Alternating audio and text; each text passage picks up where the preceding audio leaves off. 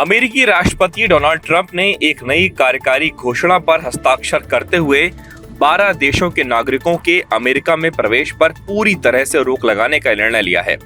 इसके अलावा 7 अन्य देशों के नागरिकों के लिए अमेरिका में प्रवेश से जुड़ी शर्तों को काफी सख्त बना दिया गया है। ये प्रतिबंध सोमवार सुबह 12:01 से प्रभावी हो जाएगा। ये जानकारी CBS न्यूज ने प्रशासनिक सूत्रों के हवाले से दी है, जबकि रॉयटर्स ने इससे संबंधित विस्तृत रिपोर्ट जारी की है। अब आपको बताते हैं कि किस किस देश पर राष्ट्रपति ट्रंप ने पाबंदी लगाई है और किन देशों के नागरिकों को अब अमेरिका में प्रवेश की अनुमति नहीं दी जाएगी। ये नाम है Afghanistan, Myanmar, Chad, Congo, Equatorial Guinea, Eritrea, Haiti, Iran, Libya, Somalia, Sudan और यमन। इन सभी देशों को अमेरिका की राष्ट्रीय सुरक्षा के लिए संभावित खतरे के रूप में चिन्हित किया गया है और इन पर पूर्ण प्रतिबंध लागू किया गया है। वहीं 7 देश ऐसे भी हैं जिन पर सिर्फ आंशिक प्रतिबंध लगाया गया है। Burundi, Cuba, Laos, Sierra Leone, Togo, Turkmenistan और वेनेजुएला से आने वाले लोगों पर विशेष सुरक्षा जांच और सख्त शर्तें लागू की गई हैं। ये पाबंदियां आंशिक हैं, लेकिन यात्रा करने वालों को अब और कठोर प्रक्रियाओं से गुजरना होगा।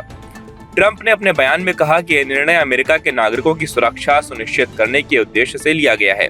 उन्होंने ये भी कहा कि उनका ये कदम ट्रंप ट्रैवल बैन की नीति को दोबारा लागू करने की दिशा में है, जिससे पहले सुप्रीम कोर्ट की मंजूरी भी मिल चुकी है।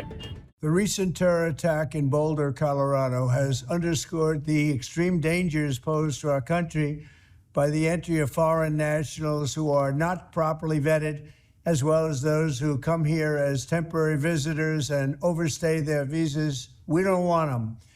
In the 21st century, we've seen one terror attack after another carried out by foreign visa overstayers from dangerous places all over the world. And thanks to Biden's open door policies, today there are millions and millions of these illegals who should not be in our country. In my first term, my powerful travel restrictions were one of our most successful policies, and they were a key part of preventing major foreign terror attacks on American soil. We will not let what happened in Europe happen to America.